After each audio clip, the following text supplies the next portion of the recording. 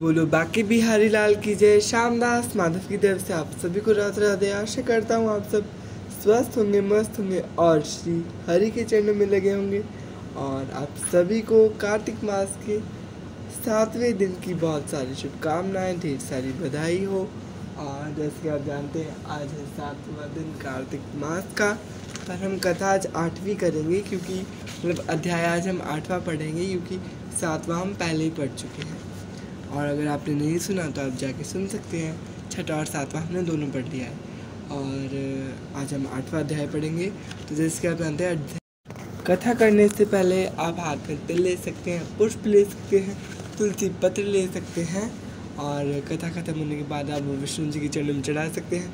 लेकिन अगर आप संकल्प ले रहे हैं कि आप पूरे कार्तिक मास में दान, दीपदान, स्नान ये सब करेंगे बिल्कुल टाइम से, तो आप मटकी ले सकते हैं और उसमें तिल डेली आपको तिल डालते रहना है। और जब आप तुलसी माँ को पानी दें तो आपको वो तिल उस पानी में डाल के तुलसी माँ को पानी दे देना है।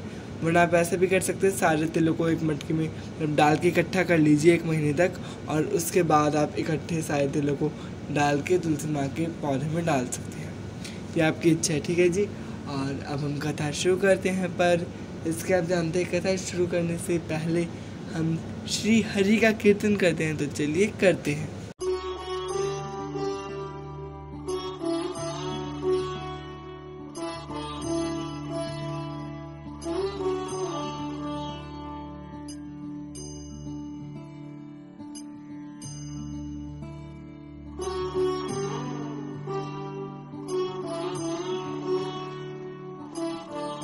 तो यहाँ पे हमने श्री हरि का कीर्तन कर लिया है, तो चलिए अब अध्याय पढ़ते हैं। और यहाँ पे हमने जोत भी जला ली है। तो पहले मैं, जैसे कि आप लोग जानते हैं, मैं जोत और दीप दोनों साथ में जलाता हूँ। तो पहले हम जोत दिखाएंगे और बोलेंगे तुलसी महारानी नमो नम, हरि की पटरानी नमो नम, तुलसी महारानी नमो नम, हरि की पटरानी नमो नम, तुलसी महारानी नमो नम, हरि की पटरानी नमो नम, तुलसी महारानी नमो नम, हरि की पटरानी नमो नम, तुलसी महारानी नमो नम, हरि की पटरानी नमो नम, तुलसी महारानी नमो नम, हरि की पटरानी नमो नमो। तो बोलो तुलसी मैया की जय, शालिग्राम जी की जय और विष्णु भगवान की जय हो। और यहाँ पे हमने जो दिखा दी है और वो जो दीप है वो हम रख देंगे माँ तुलसी के सामने और वो भी 2-3 बार देंगे। तुलसी महारानी नमो नमो, हरि की पटर नमो नमो, तुलसी महारानी नमो नमो, हरि की पटरा नमो नमो, तुलसी महारानी नमो नमो, हरि की पटरानी नमो नमो। तो बोलो तुलसी मैया की जय। तो कम से कम मैं 8 बार बोलता हूँ, 3 बार दीप के साथ और 5 बार ज्योत के साथ। और हमने यहाँ पे दीप दान कर दिया है, तुलसी माँ के आगे हमने दीप जला दिया है। तो इसे दीपदान नहीं कहते, बट अगर आप नदिया पोखर में दीपदान नहीं कर सकते तो आप माँ तुलसी के आगे ज्योत जला सकते हैं, मतलब दीप जला सकते हैं, ठीक है जी। तो चलिए अब अध्याय करते हैं। तो बोलो बाकी बिहारी लाल की जय। 8वां अध्याय, जिसकी दया से सरस्वती भाव रही उपजाए। कार्तिक महात्मा का कपिल लिखे। 8वां अध्याय। नारद जी ने कहा, हे राजन, अब मैं कार्तिक मास के इस व्रत की उद्यापन विधि बताता हूँ, ध्यान पूर्वक सुनिए।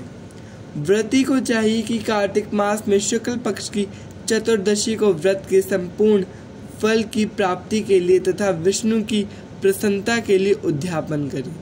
तुलसी के ऊपर चंदोवा बनाए, बंद नवार व फूलों से सुशोभित करे, चंवर से सुशोभित मंडप बनावे, चारों दरवाजों पर मिट्टी के बने हुए पुण्यशील, सुशील, जय और विजय इन चारों द्वारपालों को अलग अलग बैठावे। तुलसी की जड़ों में 4 रंगों द्वारा सर्वतोभद मंडल बनावे, उसके ऊपर पंचरत्न नारियल रखे और शुद्ध वस्त्र से कलश को ढके। फिर भगवान विष्णु का पूजन करें। द्वादशी को भगवान विष्णु जागे थे। त्रयोदशी को देवताओं ने उनके दर्शन किए थे। चतुर्दशी को देवताओं ने उनका पूजन किया था, इसलिए भगवान विष्णु की उद्यापन पूजा की जाती है। उस दिन संयम तथा शांत चित्त से व्रत करना चाहिए। अपने गुरु की मूर्ति बनाकर षोडशोपचार तथा विविधि नैवेद्य आदि से भगवान का पूजन करें। व्रती विविधि प्रकार के वादों के साथ कीर्तन करता हुआ उस रात्रि में जागरण करे। जो प्राणी श्रद्धा पूर्वक भगवान का कीर्तन करते हैं उन लोगों के 100 जन्मों के पाप धुल जाते हैं। जो व्यक्ति भगवान के निमित्त जागरण करके रात्रि भर भगवान का कीर्तन करते हैं उनको असंख्य गोदान का फल मिलता है।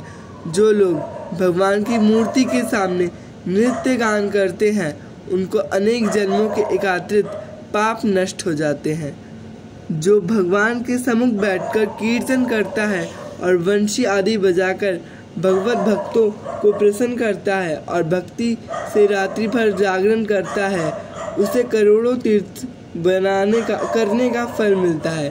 पूर्णमासी को पत्नी सहित वेद पाठी ब्राह्मणों को या केवल एक ही श्रेष्ठ ब्राह्मण को उसकी पत्नी सहित बुलावे और उन्हें खीर आदि का मधुर भोजन करावे और यथाशक्ति दक्षिणा देवे, क्योंकि पूर्णमासी को भगवान ने अपने भक्तों को वरदान दिया था और मत्स्य रूप धारण किया था। अतएव उस दिन जो दान हवन जप आदि भगवान विष्णु के निमित्त किया जाता है वह अक्षय फल का देने वाला होता है। इसलिए व्रती 3 या 1 ब्राह्मण को सप्तनिक सामर्थ्य अनुसार भोजन कराए। उन ब्राह्मणों को अपनी सामर्थ्य के अनुसार दक्षिणा देकर प्रणाम करें। बाद में भगवान विष्णु की पूजा करके अन्य देवताओं तथा तुलसी व कपिला गाय को पूजन करें। व्रत की कथा सुनाने वाले गुरु व उपयुक्त ब्राह्मण को वस्त्राभूषण आदि से पूजन करके उनसे इस प्रकार क्षमा प्रार्थना करें।